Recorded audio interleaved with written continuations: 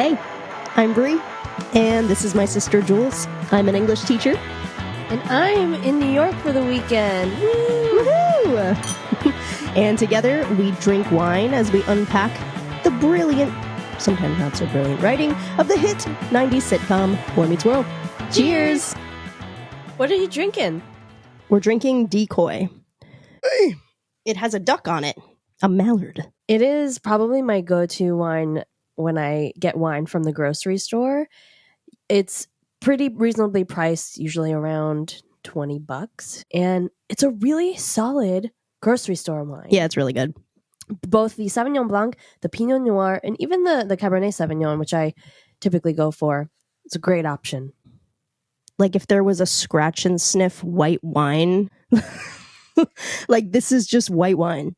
It's like cartoon white wine. It's good. Yeah. It's what white wine is supposed to taste like. Exactly. There's nothing particularly exciting, but that's what makes it so good. You could drink it all day. Established more than 30 years ago by legendary vintners Dan and Margaret Duckhorn. Oh, our roots run deep at Decoy. Cool. I didn't know their name was Duckhorn. I don't know either. Fun. Love it. Delicious wine. Check it out. We recommend. And on with the show. So, this week, we watched Season 1, Episode 3, entitled Father Knows Less. The synopsis: Cory fails a test at school after staying up late with his dad. I loved this episode. I loved it too. Yeah. And it was written by April Kelly, who was a co-writer on the pilot, and we loved the pilot.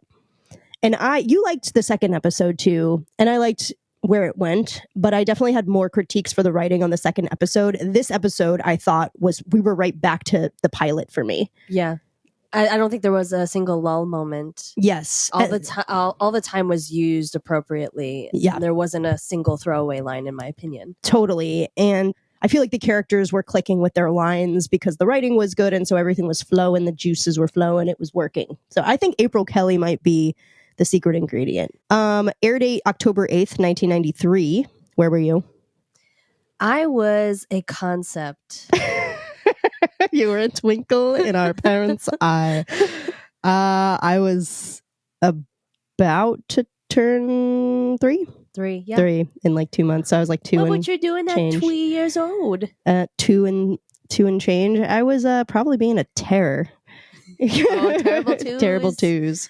Oh. Yeah. That was And pretty easy baby though. Well, I feel like you were a really good toddler and kid. Like you were kind of a minkus. I was a minkus. And usually it flips. So when you're an infant / like baby starting to talk, depending on your personality, you might switch in your adulthood. So for me, I was a terrible toddler. I felt like I was just You were emotional. Angry, emotional. I couldn't quite Doesn't make express you terrible. my feelings. Yeah. And then at some point I flipped and I became very quiet. Oh yeah. You just shoved it all inside. Yeah. 18.5 million viewers on this episode. So it's going up. So we start off in the kitchen. Cory and Dad are in there and they're making lunch. They are making bologna sandwiches, but these bologna sandwiches are mountainous. If I had to guess how many slices of bologna, well, it looked like an entire pack. And how many bologna slices come in a pack of Oscar Mayer bologna? If I had to guess, that's got to be like 30 slices. Say bologna again. Bologna. Bologna on Wonder Bread with a little bit of mustard and chocolate chips to go on top of it. Which they just poured. They basically put the sandwich in a brown paper bag without like a plastic bag.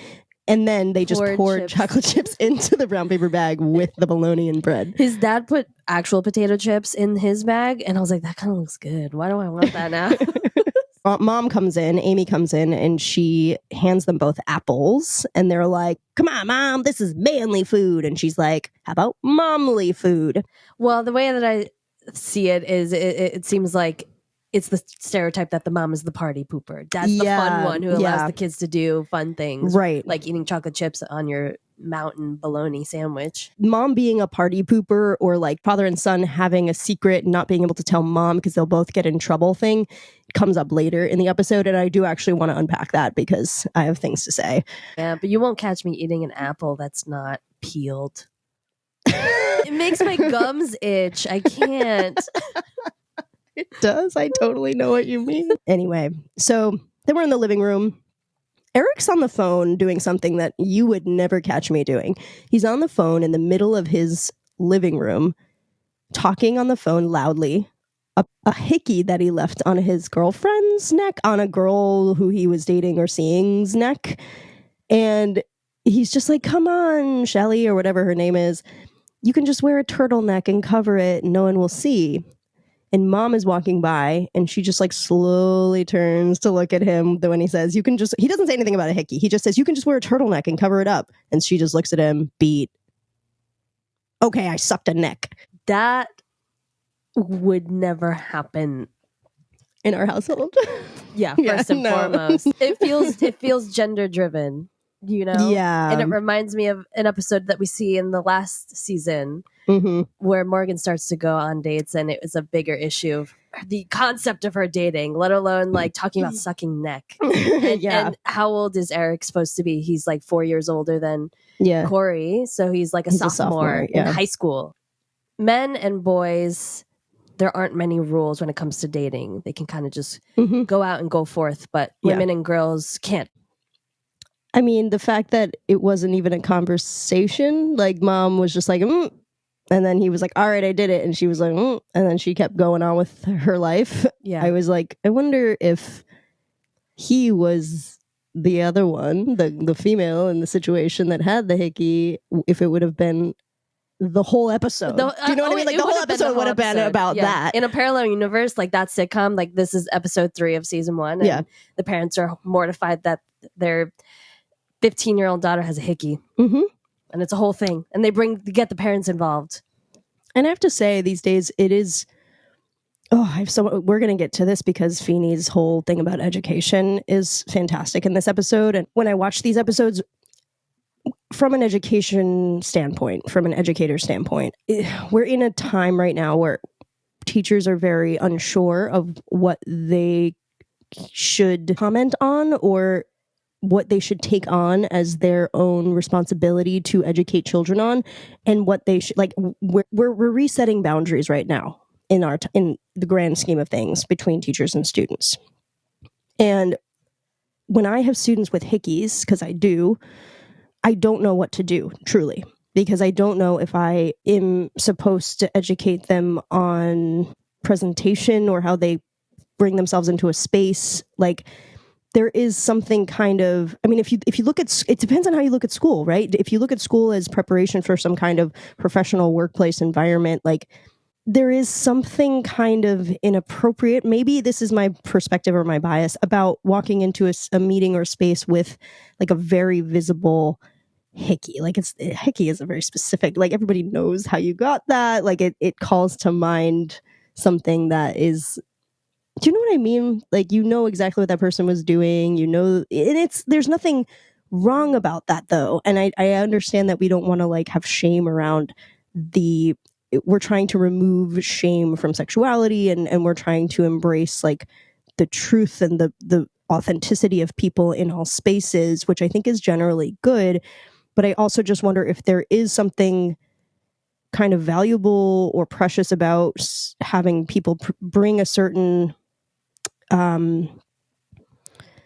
persona into certain spaces and to leave certain private parts of themselves outside, to themselves. Does that make sense? Do you know what I mean? Yeah. I could totally see me saying, hey, why don't you cover that up? Or why don't you whatever? And me being attacked, like, how dare you comment on my body? How dare you, insert yourself into this thing that is my own body and choice and whatever. And like, I could totally see parents being like, I don't have an issue with this. So why do you, like, kind of step off? This is my kid, not yours. Like, so I've never actually said anything to a student with a hickey. I just ignore it. Yeah. And that might be the best thing that you can do. Right. And that's a great segue into the whole theme of this episode is boundaries. Yep. Parent-teacher boundaries with the kid. 100%. And I'm sure you have a lot of thoughts. I have a lot of thoughts. It's really kind of, it's wonderful to watch this show and explore Feeney's approach to education, because he does represent an old school approach to education. And I was going to wait to get to this, but I feel like now is the moment.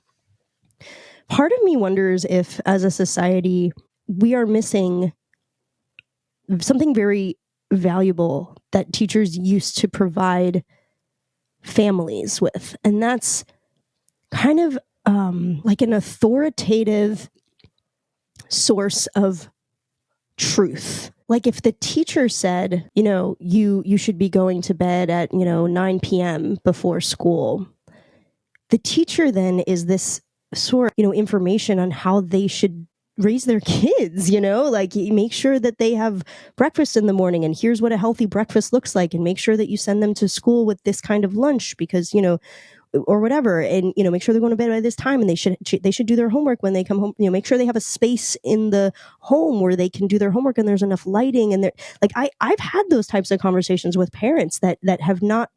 They don't have that sense of like, what, it's been nice for them to hear from someone else. Oh, thank you. We didn't know what to do. We weren't sure what to do in this situation. Thank you for giving us that. So like in the way that doctors would tell parents how to help their kids be healthy, teachers would kind of give parents advice on how to raise their kids to be like good, upstanding people with good values and have good like work ethic and good, habits of mind. I feel like we don't have that anymore in our society. It's become very much on the parents to raise their kids however they want, because parents have generally kind of pushed back against teachers, just looking at book bans and all this, like, kind of like, get out of my home. I'm going to raise my kid the way I want to raise my kid. I don't want you having any influence on my kid. And because we are a society, we are a country where, there's so much independence, individual rights. Influence is such a conversation too. Yeah, indoctrination. That's the big buzzword, right? Indoctrination is huge. And then combine that with technology that we have and such quick access between the parent and the child can go tell their parent anything that's happening in real time. I think generally there's this idea that like the kid is always right, which I subscribe to a lot. I mean, getting into a back and forth with a kid is never going to go well. It's never going to make you look good. But like kids lie. Like we have to really acknowledge that like part of growing up is learning your power and learning how to skew information to make your, think about the classic, like kid asks mom something, mom says no, kid goes to dad, dad says yes, or kid manipulates one parent into doing the thing that the other, you know what I mean? Like kids know how to, that's what they're learning. It doesn't make them bad. It's just what it is to grow up. It's to learn how to manipulate your surroundings, how to have power, and everybody wants control. The writing is so well done, I think, in that Cory does exactly that, right? He, fails his test and he goes to his dad like, Dad, like, can you believe this happened? And then obviously the mom is upset, but he's trying to like play buddy with his dad, like, look at what happened, like, and then his mom makes him go out and talk to Mr. Feeney, and the dad is also upset. Like the dad is essentially taking his son's side in this because really he doesn't want to address the fact that like it's actually his fault. So he takes it out on the teacher, and I feel like that happens a lot in real life. Oh yeah. Teacher or a parent will like blame the teacher over something that's really not the teacher's fault. The teacher's just trying to help. Totally.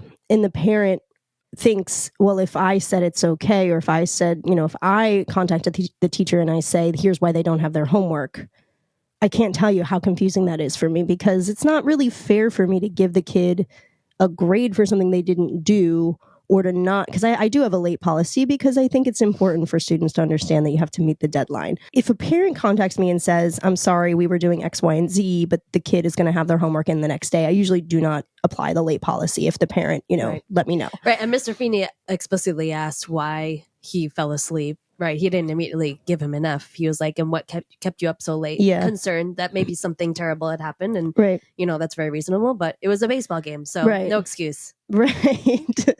But if the parent let the kid do that, right? And that comes up a lot, like with the parents, like, oh, I'm taking my kid to Florida, so we're going to, we're not going to be able to do X, Y, Z. But when this was a big thing was when we were coming out of online learning and we were doing hybrid for a while. As we were really getting away from COVID, we had to stop doing hybrid at some point, right? But there were kids that were taking advantage of it, and their parents were supporting that. Like the parents were like, oh, we're going to go to our summer home, or we're going to go and, do this or that. So just do hybrid. Just, tell your teacher that you're going to be on hybrid. And I had to, at some point, contact the parents and admin had to get involved. And we had to be like, listen, we're not offering this as like a convenience for you whenever you want to like not, come into the building, so you could just sleep in a little later that day and, just pop in to the online version of the class. Like we have to stop doing this, now. and that was a hard transition because parents were not necessarily supportive of that. Many were. All right, let's get through the episode though, because we're saying things about this episode without giving a recap of it. So we have the hickey moment in the living room. Then the assistant manager of Alan's store shows up. And by the way, the actor in that is in everything with Willie Garson. That's his name. Oh no, he died. He died in 2021. That just upset me great. He was in so many things. Every time I see him, I just go, oh, so you lie. You're a liar. Where's that from? Freaky Friday. Oh, he was in Freaky Friday. He was Jamie Lee Curtis's patient. Oh, because she was a psychiatrist. So you lie. You're a liar. Yes, I wrote down that he was in Sex and the City and Our Lips Are Sealed. Oh my gosh. So he explains that a shelf of Perrier fell in the store because he's the assistant manager. So he's kind of like he's on the job at the store, but something terrible's happened. And instead of dealing with it himself, he has come all the way to Alan's house, Alan's the manager, to let him know that this happened so Alan can deal with it. Alan's like, oh man, okay. Because the Perrier all went down aisle 6 where there's 10,000 tabs of Alka-Seltzer. That's hilarious. It's a great visual. It is a great visual. We're in the bedroom and it's at night. And it's after Alan has, supposedly dealt with everything at the store. And now he wants to spend time with his son because they never got to go to the Navy plane show because that got interrupted when the manager came in and said, you have to deal with the store. So Cory and Dad never got to spend their time together.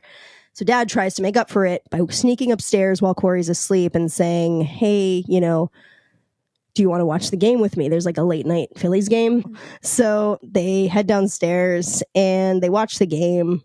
Next day, we're in the classroom. We get this lovely moment with Minkus. I love Minkus so much. He's had time to write an essay, even though there was no essay question on the test. On a math test. I actually missed that it was a math test. I thought it was a history test. That's awesome. And then he is sitting there with a paper crane that he's made. And meanwhile, Cory has fallen asleep because he stayed up late watching the game with his dad. So we're back in the living room. Cory tells his parents he got an F on the test, but he says, I explained to Feeney why. I said, I stayed up with my dad watching the game, and Feeney didn't care. And in the process of saying that out loud, he rats his dad out to his mom. So now we're returning to this idea that like moms are the police officers in the house and that the boys just want to have fun, but the women are the party poopers. What do you think about that? I hate it. I hate it. I hate it so much. This is a problem. It is a problem because men know better. It's giving weaponized incompetence. Ooh, what's that? Men leave up certain tasks to women thinking that they can do it better. For example, washing the laundry. Yeah. Some men assume that the woman's going to do it. And if a woman is like, why don't you do it this time? Like, I shouldn't have to ask you to do it. You do it so much better. You know how to do so it. Much better like, you know how to work the machine. You know how, like, what goes where. Mm-hmm. That's weaponized incompetence. Yeah. You know how the machine works. Yeah. Be an adult and do it. Right. You also live in this house. Right. I think that what happens is it's a cycle. It's something that keeps getting passed down from generation to generation, that women take care of things in the household, right? So what happens is when women have female children, they teach their female children how to do the household things because they expect them to know how to do those things, but they don't teach their male children how to do it. And the men keep growing up with these things constantly being done for them. And so that's what they expect. And they don't know how to do it themselves and they expect it to get done. Expect the women to clean up the mess. Exactly. Metaphorically and literally. And you and I grew up always being expected to wash the dishes and clean the kitchen, always. Yes. And to be fair, like our father cooked a lot, which is not generally women are generally expected to cook, and he usually was expected to cook. And we did have like what I think is a fair system where like whoever cooks doesn't have to clean. So that's kind of how he got away with never having to clean because he always cooked. Fair.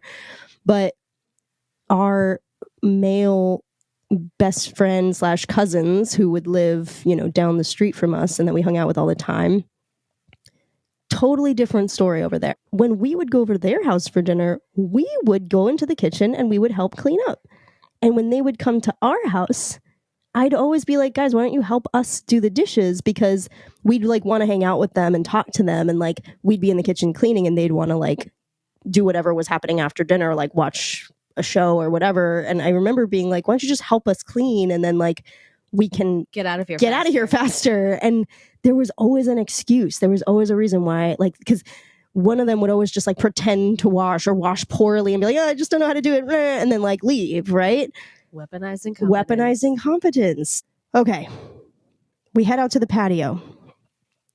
Then we get the real like juice of this episode. We get a really important conversation that happens between Alan and Feeney. Visually, we've got Feeney on his side of the fence in his outdoor patio. We've got Alan on obviously the Matthews side of the fence, which is obviously a beautiful metaphor. It's, visually set up for them to be on different sides of the debate of the fence. Cory goes into the topic comes up of him failing the test. Alan is basically here to try to convince Feeney to give Cory another shot to take the test. It's not like, can you just like give him an A? It's like, can you just give him another chance to take it? And as a teacher, I was torn because I was like, I think I would give him another chance to take the test. Yeah. Especially with how the grading system works, if that is like a high percentage of your grade, like maybe it's not worth it, right? Like giving it another chance. Failing the course is not worth all of the mess. Totally. And then for me, my whole thing has always been, as a teacher, like, I just want you to know the stuff. I want you to know the material. I don't want you to develop some kind of trauma around this topic now. If every time you think about fractions, you just think about that time when you got that F because you slept through the test. Like, I just don't want that. I have that trauma. You have that trauma? Yes. I remember what shirt I was wearing. Oh my God. I was like 11 years old. Ooh, tell me. I don't want to relive it. Are you really not going to say it? I'll talk about it. I got like a 65 on a religion test. And that like tells you what kind of school we went to. Yeah, and like a 75 on another test. And I got them back on the same day. Oh my God. And what was happening that week? I was having a hard time. I was not a very good studier in middle school. And I had to get them signed. Yeah, I didn't know how to learn until I was in high school. Isn't that sad? No, I think that's very common. Yeah, so I up until I was 12, I thought learning was memorizing, and that was not the case. And so I had to get 2 of these tests signed in one day, and it was like the most traumatic evening of my life. I remember the waterworks. I got in so much trouble. It was insane. It was awful. What's really sad about that is like, it's not even like you made a huge mistake, like you like where you just like skipped school, or you like just lied and you said you were studying, but you were actually just like sneaking out and hanging with your friends. Like it wasn't like that. I would be like, okay, you got these bad grades because you essentially earned them by doing the wrong thing. But you're basically saying like you tried and I failed. And you failed and you just like had to learn a hard lesson about how to study.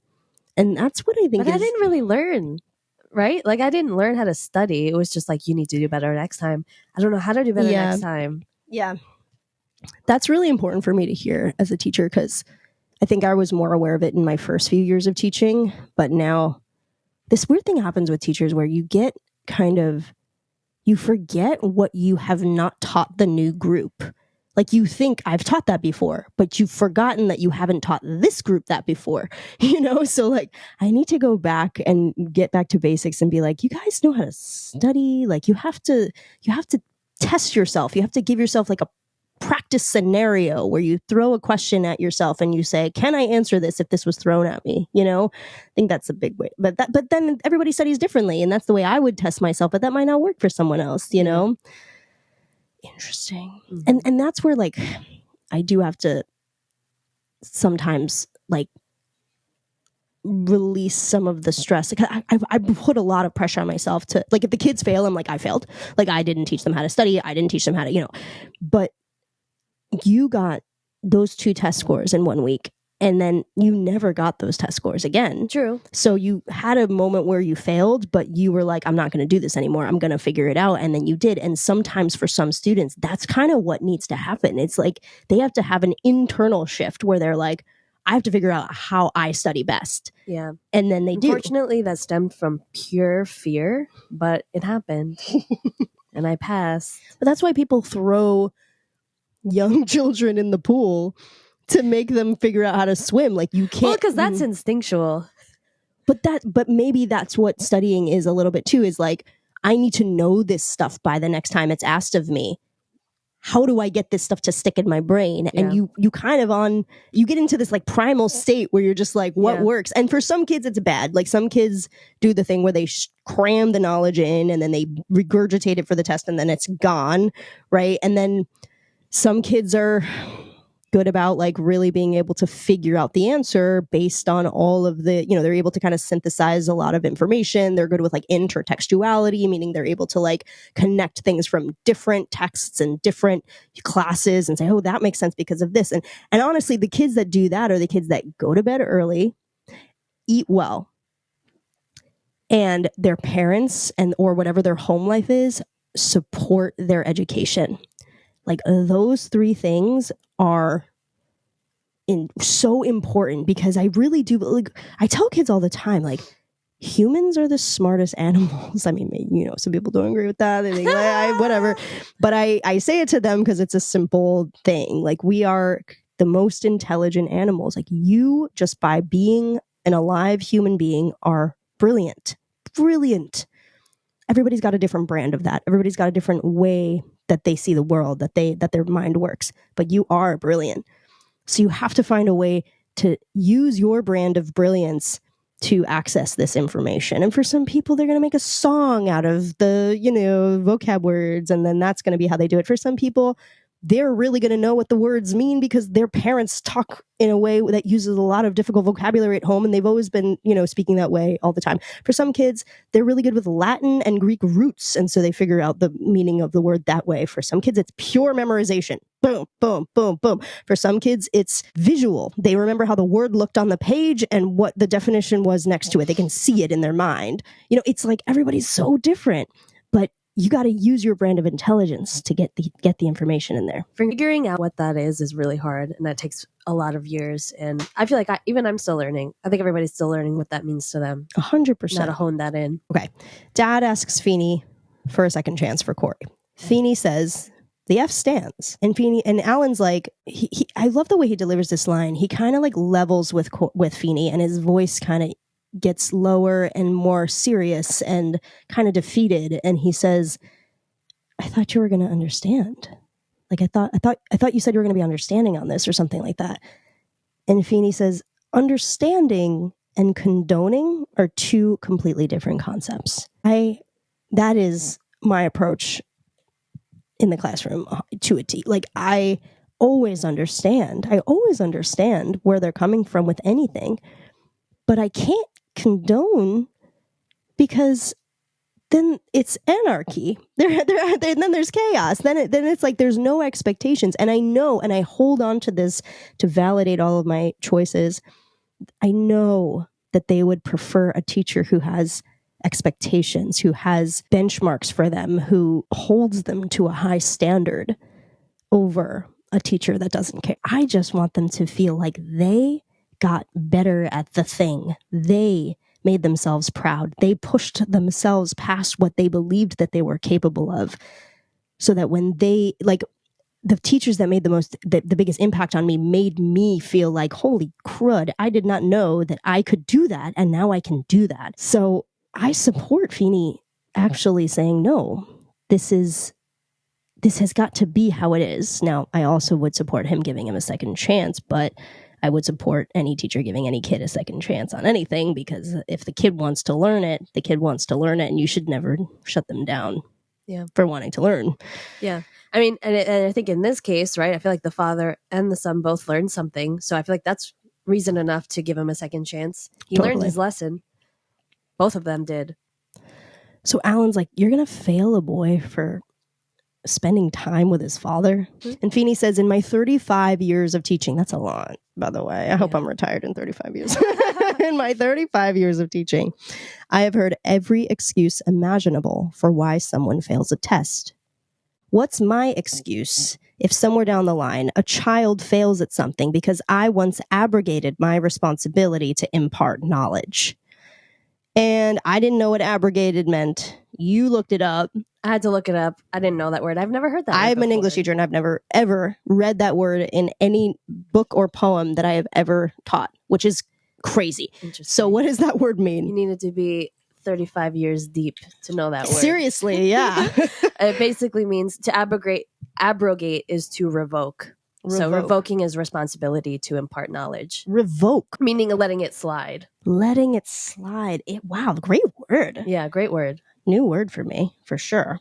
Thanks, April. She's such a good writer. Oh my God. Now, Feeney he takes his job very serious. They're sixth graders. Like, you care so much more than they do. And I'm not saying you shouldn't care, but you're so beyond even being able to see where they're coming from. You know, I think every sixth grade teacher has to have a hint of, you have to be able to also kind of not care at all. Like, I know that sounds really bad, but there's a fine line between all extremes in our reality, in our universe. There's a fine line between love and hate. There's a fine line between depression and joy. I believe that because humor is often accompanied with depression. And so in this case, I think there's a fine line between care and absolute just, I don't care at all. But the not caring comes in those moments where, like, the students are just being absolutely ridiculous. And if you care too much, you're going to implode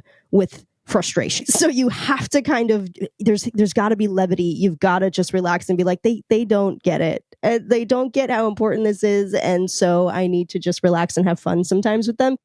Cory says something later that I love. He's basically like, sometimes I can't hold my breath long enough to get down to the depths of waters in which Feeney swims. Yeah. And I was like, damn, that was actually really deep and poetic for an 11-year-old. So Cory leaves. Feeney says, maybe if you were entrusted with the education of 32 sixth graders every day, you'd understand what I'm talking about.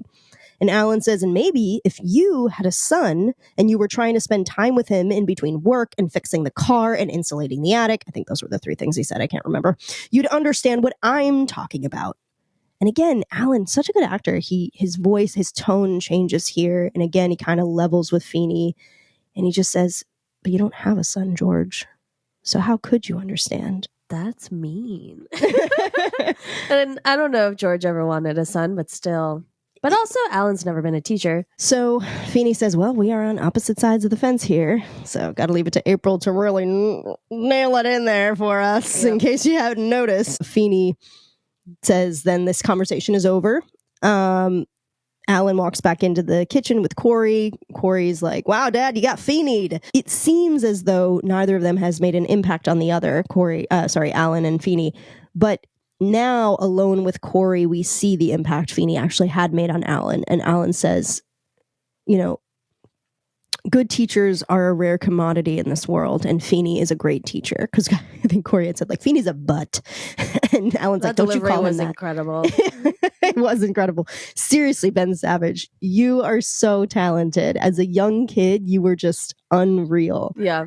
Yeah, and you can tell he believes every line he says totally. too. Like, even like the deep one, like that's certainly a poetic thing to say for a sixth grader. But I feel like he fully understood what he was saying. 100%, very precocious kid. Yeah. So he's like, Feeney's a butt, and Alan's like, don't you call him that? Like, good teachers are a rare commodity. Like, Feeney's a great teacher, which is beautiful. I loved that. It made me a little emotional because I want to believe that the parents who sometimes have an issue with me do, in the privacy of their home, support what I'm doing, you know, and actually will turn to their kids and be like, look, I defended you to your teacher because I don't want you to get in trouble because you're my kid. But now, just between you and me, let's talk about why your teacher was saying this and like, she has a point. So Cory leaves. Alan then says to Amy, Feeney's a butt. And Amy, there's a sweet moment between Amy and Alan. Amy's like, I love you for what you did, but you can't jerk Cory's life around to let yourself off the hook because you don't have time for him. Amy coming in once again with the bars. She always knows what's going on. So Leonard Spinelli arrives again, and there's another issue at the grocery store. It's funny because there was a fire at the grocery store, but it takes a really long time for Leonard to actually say that there was a fire. So at first, Alan gives him this speech about how, like, the reason that you are the assistant manager is because you're supposed to deal with stuff and not come to me every time there's an issue. And Leonard's like, okay, I'll make sure that, next time we don't put the lighter fluid next to the rotisserie chickens. And Alan's like, is there a fire at the store? Because that is something you would need the manager for.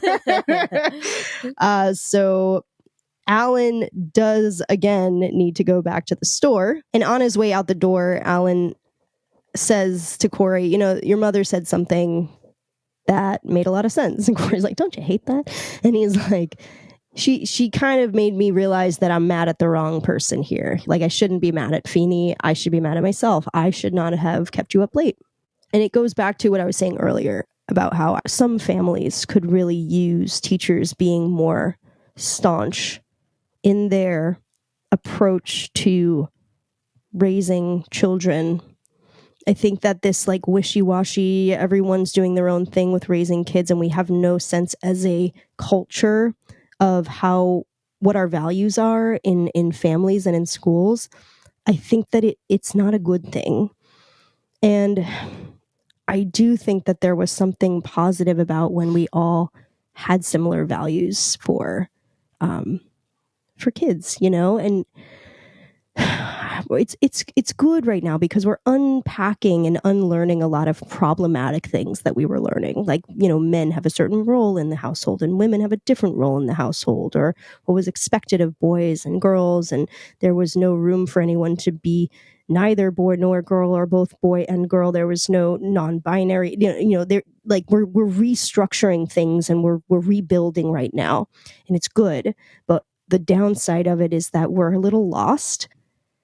So I really admire Feeney for being like, this is right. This is morally right. This is the right thing to do. Like, I miss that as a kid, being told, like, this is what morality looks like. Doing the right thing is doing this. Yeah. There was clarity, Time jump, it's later at night. Cory is in the yard, goes out and sees Feeney drinking what looks like brandy out on his, like, lawn chair outside his house. Cory joins him. Feeney lets him have a drink. Cory pours himself a big old glass of what looks like brandy. Turns out to be apple juice. Feeney starts talking about when he was a kid. And Cory makes the comment, it's so weird to think of you as a little boy. Did your parents call you Mr. Feeney? Because there are just some people in this world you can't imagine as children. I know. Yeah. And I think about some of my students a lot. Like, when you're an adult, you're going to be who you were meant to be. You're going to be that person that people can't imagine that you were when you were a kid, Yeah. So, like, think about this time as so fleeting for them. And, as much as maybe they frustrate me or whatever, I'm just like, you're going to be fine. Like, you're going to be an adult that maybe doesn't even remember that I was ever your teacher, So I can't care too much. That's what I mean about the care and the not care. You got to, like, walk that line. Feeney says, I always wondered why I couldn't have butter and candy and sneakers. And he says it was always, my mother would always tell me it was because of the war in Europe. And he explains that the rubber was diverted, to the war effort, and that they had this other material that they used to make the soles of shoes that would leave these black marks on the gym floor. Cory makes a comment like, you did gym? And Feeney was like, they made me. He says, I would pray to God for the end of the war. He said there was this one night where President Truman was going to make an announcement on the radio announcing the end to the war. And I asked if I could stay up and listen to the president. And he asked his dad, and his dad said, tomorrow's a school night.